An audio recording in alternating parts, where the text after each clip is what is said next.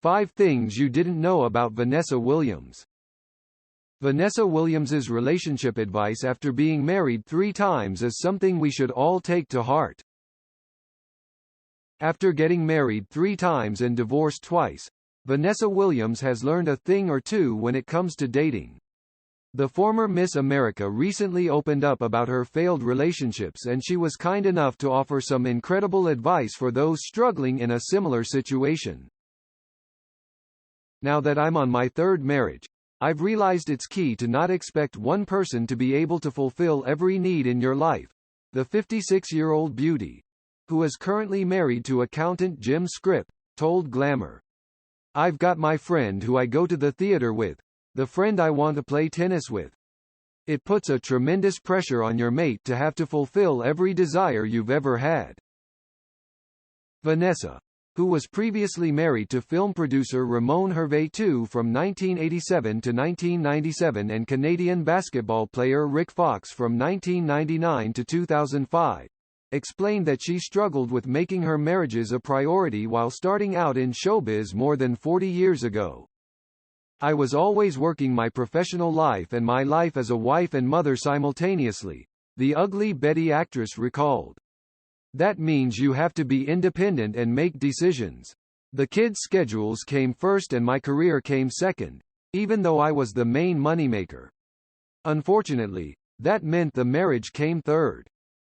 The Colors of the Wind songstress, who is the mom of Melanie Hervé, 32, Gillian Hervé, 30, and Devin Hervé, 26, with Ramon, as well as 19-year-old Sasha Fox with Rick, further explained how difficult it was to succeed in her failed marriages. There were a lot of demands on my time, so you do the best you can. There's no such thing as balance, she said. When you're working hard, you're feeling guilty. You hope your partner understands the kids have to come first a lot of times. Although divorce is never fun, the Desperate Housewives actress had a ton of takeaways from her experiences. You have to hear people, and I'm not talking about the, "this is what I did today," kind of listening. When you consciously or subconsciously shut someone down, constantly correct or always try to be right, those are relationship killers, she explained. The other person feels like they're not being heard. That leads to resentment and then feeling cut off from each other. Once emotional distance is established, it can be hard to bridge. It takes more than apologies to rebuild that connection, to get back to what brought you together in the first place. Vanessa also had another piece of advice for fans who can relate.